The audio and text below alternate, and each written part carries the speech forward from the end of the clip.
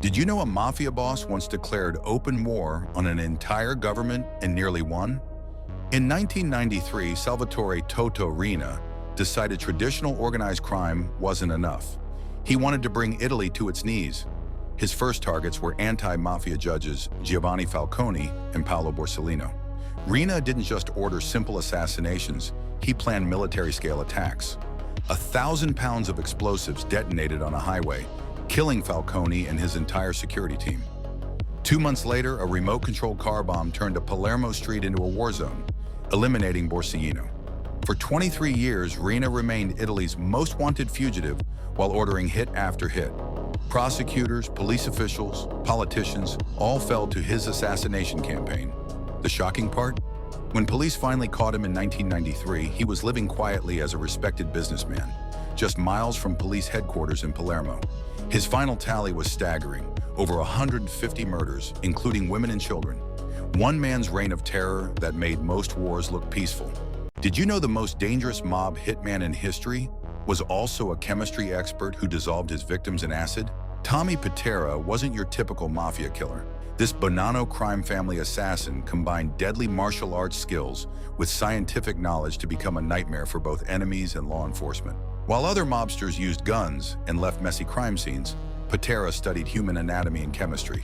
He could kill silently with his bare hands, then make the evidence disappear completely using acid baths in his Staten Island home. His house wasn't just a residence, it was a laboratory of death.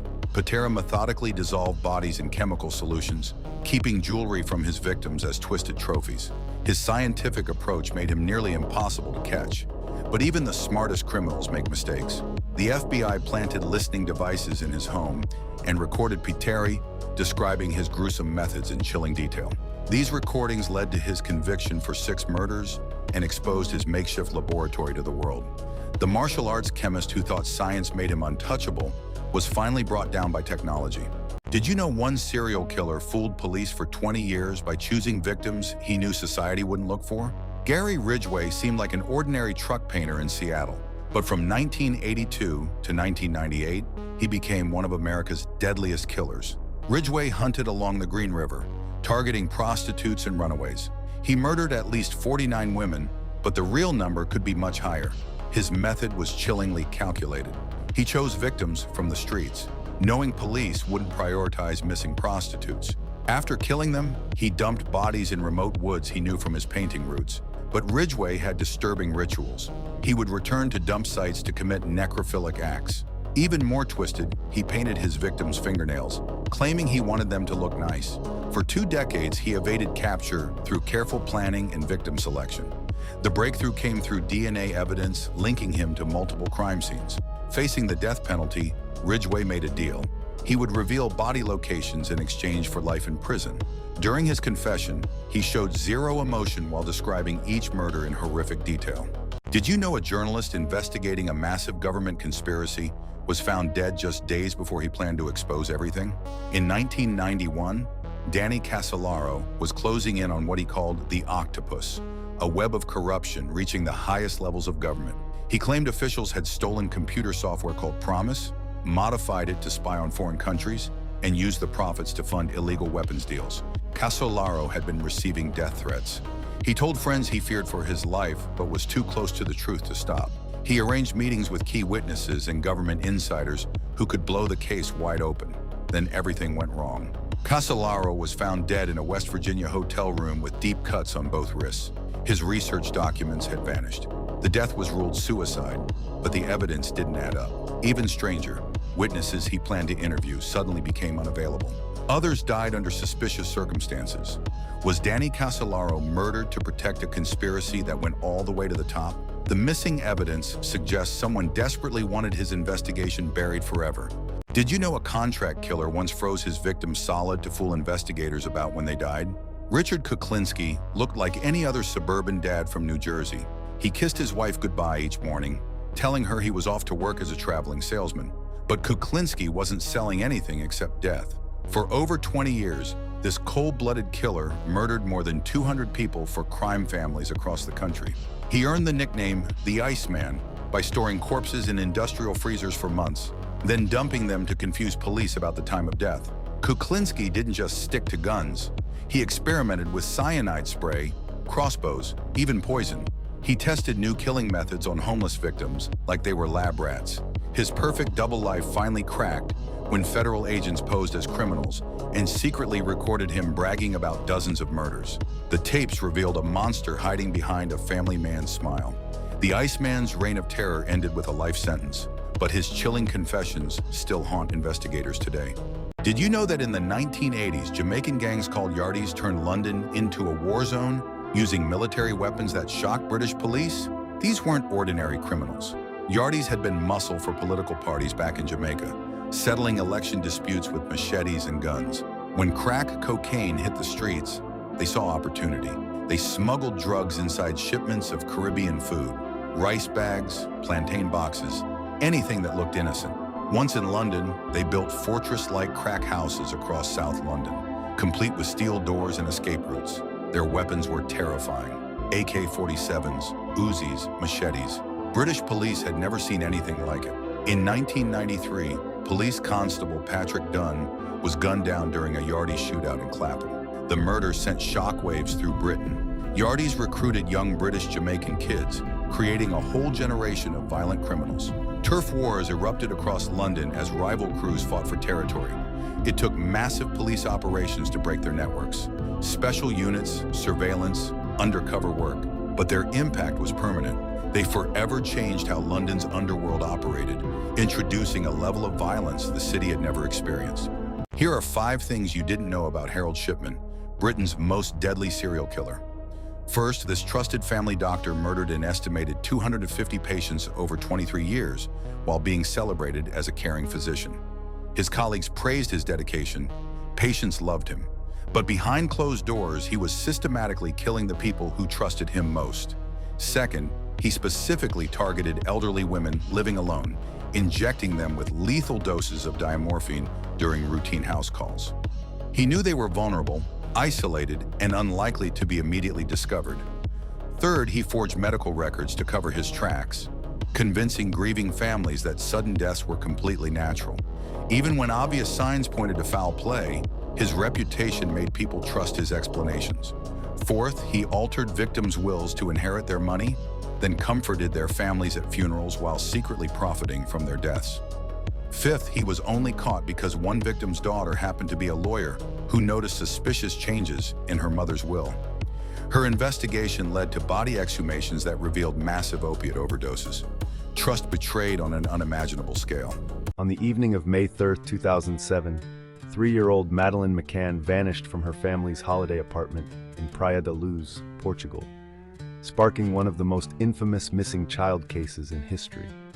Madeleine was sleeping in a ground-floor bedroom with her twin siblings, while her parents, Kate and Jerry McCann, dined at a nearby tapas restaurant with friends.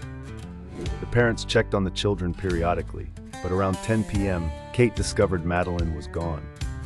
Despite a massive search and international media attention, no trace of Madeleine has ever been conclusively found. The Portuguese police initially suspected the parents, but later shifted their focus to other suspects, including convicted criminals who were in the area. Over the years, countless theories have emerged: abduction by a stranger, a botched burglary, or an organized child trafficking ring. Despite multiple investigations and renewed efforts, the case remains unsolved. Madeleine's disappearance continues to haunt investigators and the public, serving as a painful reminder of how quickly a child can vanish without a trace.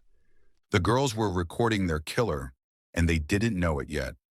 On a quiet hiking trail in the woods of Delphi, Indiana, Liberty German and Abigail Williams captured the last moments of their lives on a cell phone that would later haunt the entire country.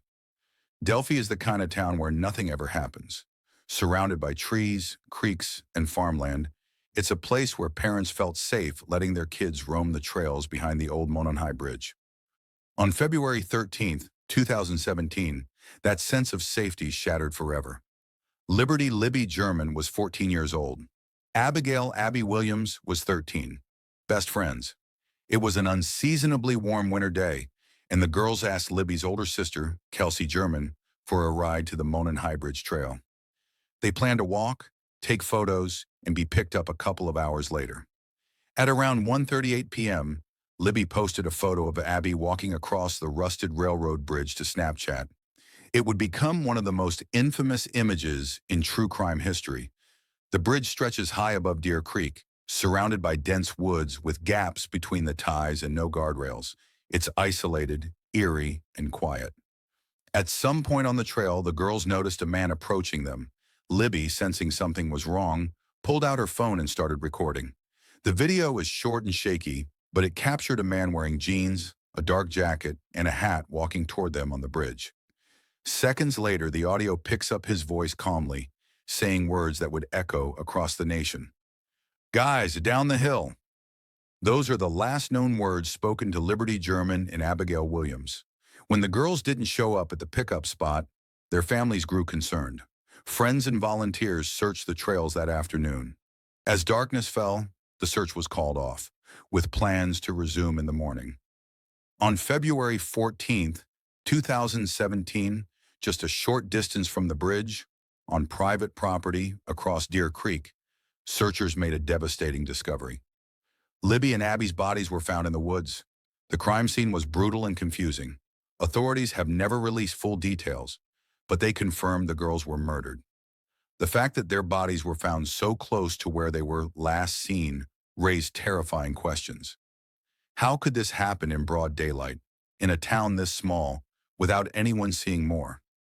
Investigators released the image of the man on the bridge and the audio clip from Libby's phone, calling him the primary suspect. He became known simply as Bridge Guy. For years, his blurry photo hung in gas stations, storefronts, and police stations across Indiana. Despite thousands of tips, the case went cold. The woods kept their secrets. As time passed, frustration grew. Multiple sketches were released, one showing an older man, another a younger-looking suspect, causing confusion and criticism. Residents locked their doors, parents walked their children to school. The trail where the girls once laughed became a place people avoided. Libby's family, especially her grandmother Becky Patty, never stopped pushing for answers. She reminded the public that Libby was brave, that she fought back in the only way she could, by recording her attacker. For more than 5 years, no arrest was made. Then, in October 2022, everything changed. Police announced the arrest of Richard Allen, a 50-year-old pharmacy technician who lived in Delphi, less than 2 miles from the crime scene. He had no prior violent criminal record. He was married. He worked at a local CVS. People had seen him behind the counter, smiling, filling prescriptions. According to court documents, Richard Allen admitted he was on the Monon High Bridge Trail the day Libby and Abby were killed. Investigators allege he was wearing clothing similar to the man in Libby's video. A bullet found near the girls' bodies was later linked through forensic analysis to a gun owned by Allen. He was charged with 2 counts of murder. The arrest sent shockwaves through Delphi. The idea that the killer had been hiding in plain sight, working, living, blending in, terrified the community even more than the years of not knowing. As the case moved through the legal system, more details slowly emerged, but many questions remained unanswered.